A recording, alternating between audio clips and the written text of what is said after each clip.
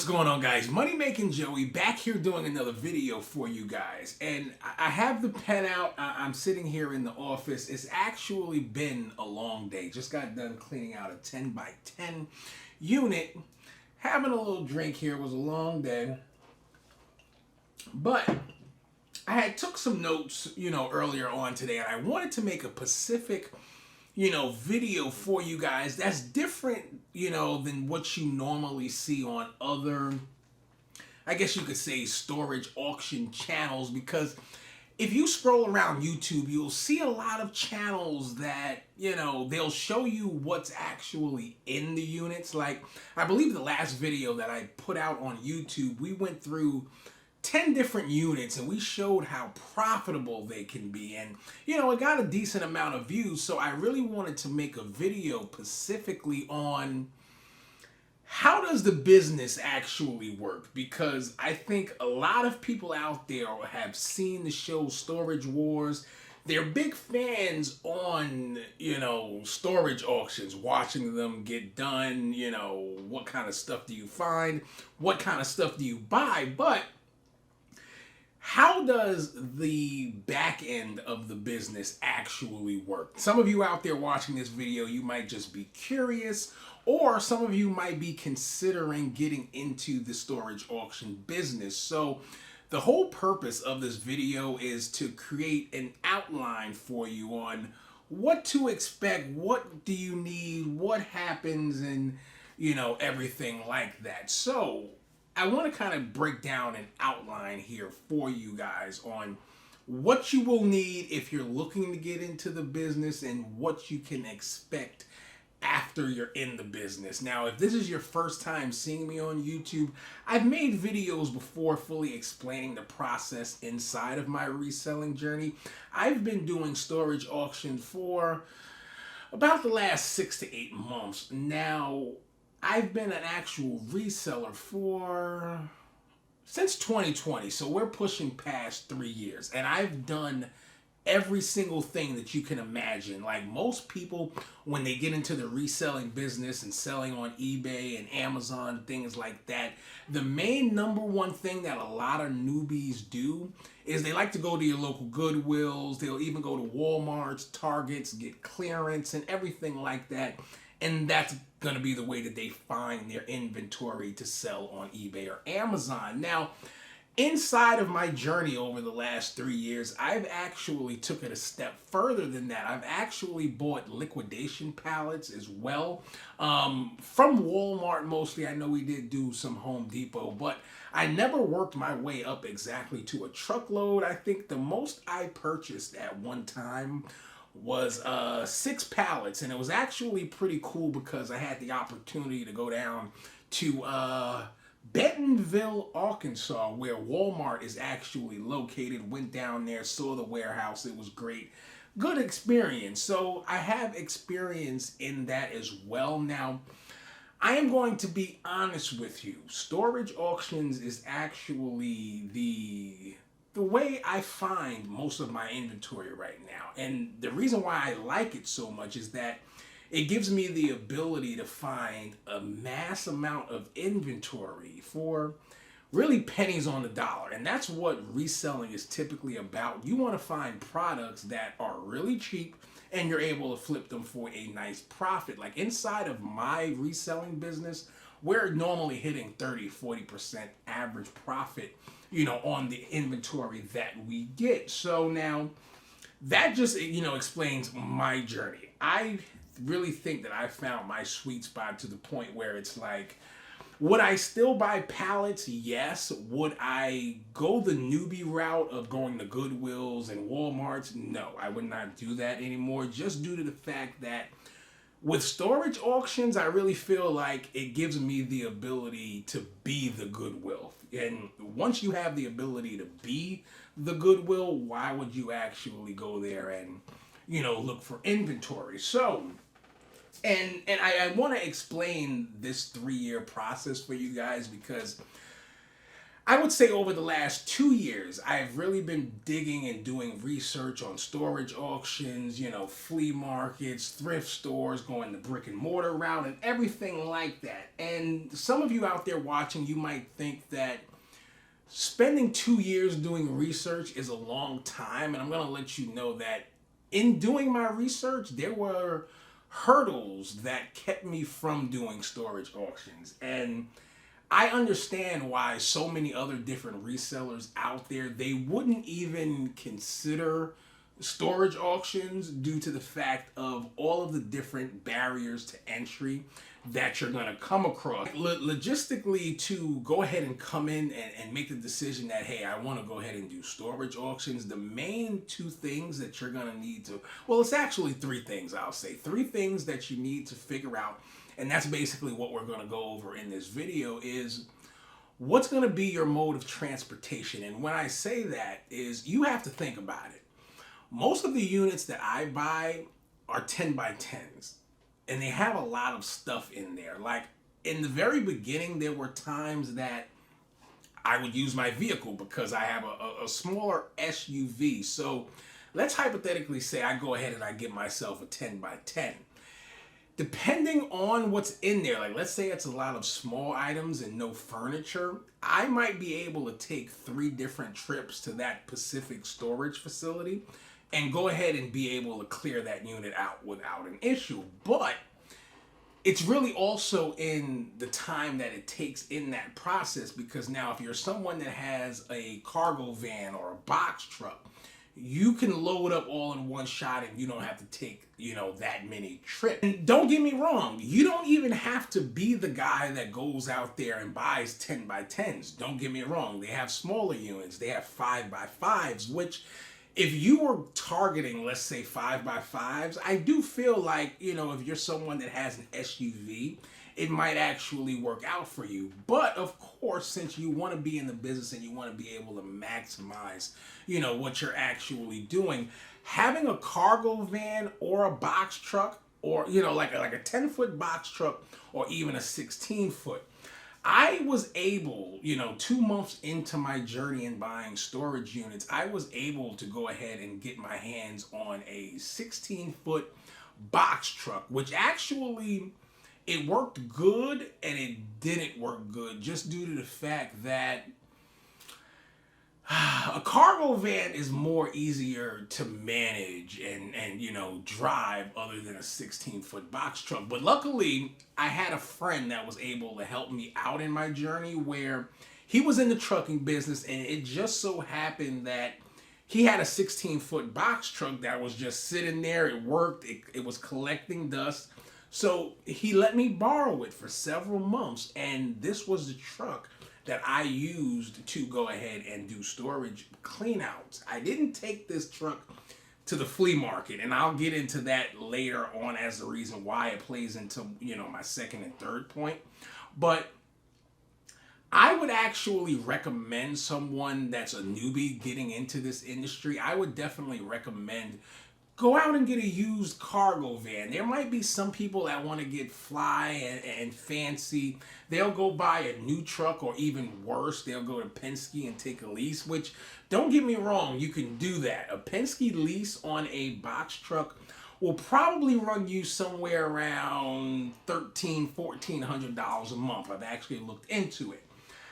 I'm the type of person that I like to keep my monthly business expenses low. So since this 16-foot box truck wasn't mine, from the very beginning of him lending me this truck, I always knew in the back of my mind, one day I'm going to have to get a permanent option for the business. So what I did, just going to let you know what I did. I went on Craigslist and I started looking at cargo vans for sale in my area. And I kind of have a lucky situation due to the fact that my father is a mechanic. So any mechanic work, or even if later down the road, I wanted to change the motor, I wanted to change the transmission, that really wouldn't be an issue. So if you go on Craigslist, this is what I did. I went on Craigslist and I was willing to spend at the time $5,000 for a cargo van. I was able to find a cargo van that it looked pretty good. It was high mileage. I believe at the time of purchase, it was like 184,000 miles on it, and the guy wanted $3,800. Was able to talk him down to like 30. Was it 30? No, it wasn't 35. It was 3,600. Was the lowest that he would take on this cargo van. So anyone out there, you have the ability to grab yourself a cargo van for really cheap. I'm just going to go ahead and throw that out there. And this cargo van now would not only give you the ability to go to any storage unit any day of the week, and you could take that van there and clear out the units, but now you can also take that van and be able to sell merchandise with it via the flea market. You need a way to get your stuff there, which leads into my number two thing as far as, the importance of what goes on behind the scenes. Once you go ahead and you get these storage units cleared out, one of the main things that you have to think about is now, where am I going to sell all of this different merchandise? Now, of course, we all know we have our different online outlets such as eBay and Amazon. Typically, what I do inside of my business, okay, so I've kind of explained that, well, you know what? Before we get to there, we also need to speak about where you're going to put the merchandise. Before we even get to how you're going to sell it, once you clean out the unit, the number two hurdle is going to actually be, I was jumping ahead, how you sell it is actually number three. Two is actually going to be, once you clear out this unit, where are you going to go to place in, this inventory? I know some different people who they rent other storage units, like a 10 by 30, and that's their actual warehouse. You have some people that use their basements. You have some people that use their garage, whatever the case may be. I had a garage, wasn't really willing to do that as an option, but what I wound up doing is I did get a storefront. My cousin, he actually had just bought a building not too far from where we live. Actually, he's in the neighborhood as well. But that's actually what kind of summed up the deal for me, because my hurdle for getting into the business was actually, where am I going to store, all of these different items? Because ideally, like at the height, if you had a decent amount of money to invest in the business, you're going to go ahead and get a warehouse. But since a lot of us are small mom and pops and everything like that, whatever you want to say, we don't have the ability to go out off the very beginning of our business and lease a 5,000 square foot warehouse. So when my cousin bought this building, it's like, okay, you know what? You have about 1,500 square feet of space right here in this storefront of this building. It had 4 apartments above this storefront. That's 1,500 square feet of space. It's not that big, but it definitely gives me the ability to go ahead and get my business started. Now, what I would recommend for any newbies out there is, of course, don't do like how I did. It was just a run of the luck that's how it played out. But if I wanted to go ahead and get into the business and I didn't have that option, I would go out to a local storage facility that's really close to me, rent a 10 by 30, and that would actually be my storage. And I would go out and buy 10 by 10s, 5 by 5s, whatever the case may be, pull it into there, sort it. Because that's going to be the next thing that you need a lot of space on, because anytime you bring items back, you're going to need to pull it out, lay it all in a big pile, sort through it, figure out what's garbage, and that's going to be the next thing. I am going to say, and it really depends on the unit, but I would say on average, 5 out of 10 units, you're going to have 30 to 40% of that unit turn out to actually be trash. That's a major bad thing about the business, is that you're going to pull a lot of trash. And wherever you choose to warehouse this inventory, you're going to need to have some kind of a trash system going, which is probably a bad thing when it comes to renting a storage unit as a warehouse. But depending on where you live, let's say in the United States, I know you could probably go down to Georgia and let's say find a 3,000 square foot warehouse for maybe $3,000-$4,000 a month, and that'll be a better option because you're going to get a whole lot of trash. Like, you can fill up a dumpster, a huge dumpster, easy, let's say off of you buying 5 to 10 units. So when you do your sort of all of the merchandise, now once we get past the warehousing, that's when we actually move into the number 3 thing, which is now, how do we process, how do we sell all of this different inventory? Before we can even get into selling it, we have to process it. What I do inside of my business now, anytime we clean out a unit and we start processing it, there's 3 different piles. We have the garbage pile, which we discussed. That's going to the dump into, a landfill, and we're done with it. The second pile is the most important pile of the business.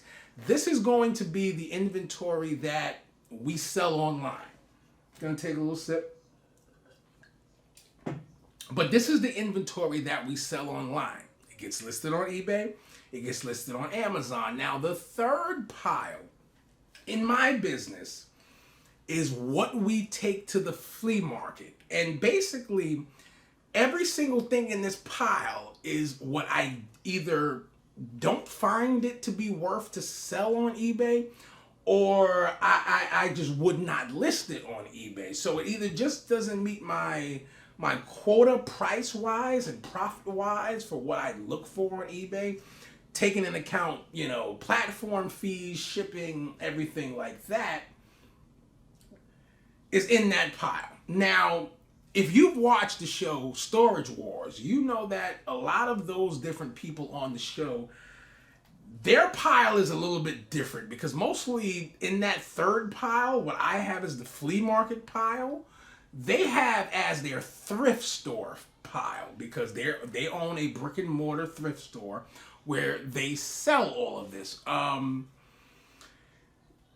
In my opinion, for all of this merchandise that can't make it online, you only really have, 3 options. I was going to say 2, but really 3. You could either go to the brick and mortar way and open up your own shop and you can sell those items, or you go to the flea market, which I do flea markets every weekend, Saturday and Sunday. Now, the third way you can get rid of this merchandise is Facebook Marketplace and Craigslist. Now, Facebook Marketplace for the most part, because Craigslist is kind of old. It seems like a lot of that traffic that was on Craigslist is actually now on Facebook Marketplace. But a lot of the small items, you're probably still going to wind up taking to the flea market or either putting in your brick and mortar thrift store if you plan to actually go that route. Now, typically for me, we do use Facebook Marketplace inside of our business, but that is if we look up on furniture items typically for the most part. Now, I know a lot of people might be intimidated or feel a little bit different about selling furniture because it's heavy, it's bulky, it takes up a lot of space, but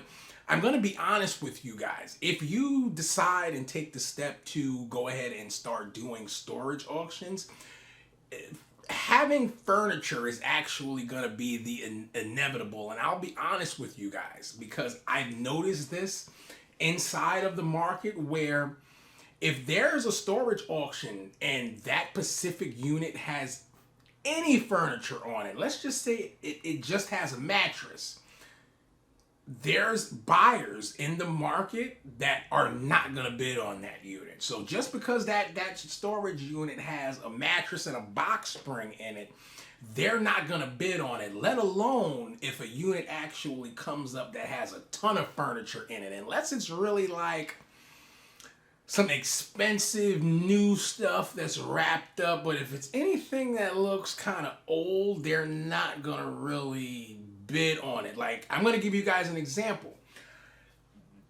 There are points inside of the market where these units that, let's say they just have that mattress, a box spring sitting in there, but it has a bunch of non-furniture items around it. I can grab that unit for $10 just because everyone else doesn't want to deal with furniture. So now I'll go ahead and take this furniture. Now, just due to the fact that I got the unit for so cheap, even if I have to junk this furniture and send it over to landfill, it's still worth it for me. Now, we're kind of at a hurdle in my business specifically because don't get me wrong, if you can find someone that's able to, redo this furniture, get a sand in, get a nice paint job going, redo knobs and, finish off the wood, things of that nature, there is actually a lot of money in being able to restore that furniture, and you can probably get a couple $100 easy for one piece. Like there was a mini bar that I pulled out of one unit. It had some dents, had some scratches, but this item, brand new in good condition, was like $500. So with all those dings, I could have easily, don't get me wrong, put it on Facebook Marketplace and sold that thing for $40. But if I can hire someone within my business that has that knowledge on how to do it, and I can now turn around and sell it for $300, me hiring that person within my business is 1,000% worth it. But I'm going to be honest with you guys. I mean, I didn't put any ads up on Indeed hiring or anything like that, but just kind of looking around, it's seeming like it's going to be a tad bit tough to find someone, but I might have to watch some YouTube videos myself, I guess you can say, and kind of learn up on that because it is definitely going to be something that's worth it in my side of the business. So for any one of you newbies out there or potential people getting into the business, that is definitely something you're going to want to think about. Now, selling mattresses and box springs is just a tad bit tough. I mean, you're probably going to wind up junking that, but I wanted to really go over those 3 points because those are the main important 3 parts that you're going to have to figure out when you go ahead and get into this business. I am going to make a part 2 to this video. So everyone out there watching, please do me a favor. Of course, like always, give this video a thumbs up if you liked it, you found value from it, but also go ahead and get down into the comment section and let me know if you're someone watching this video that's thinking about, getting into the business. What questions do you have? And I will make sure to answer them in the comments and also, add them into the part 2 of this video. Money Making Joey, I'm out of here and I will see you guys in the next one.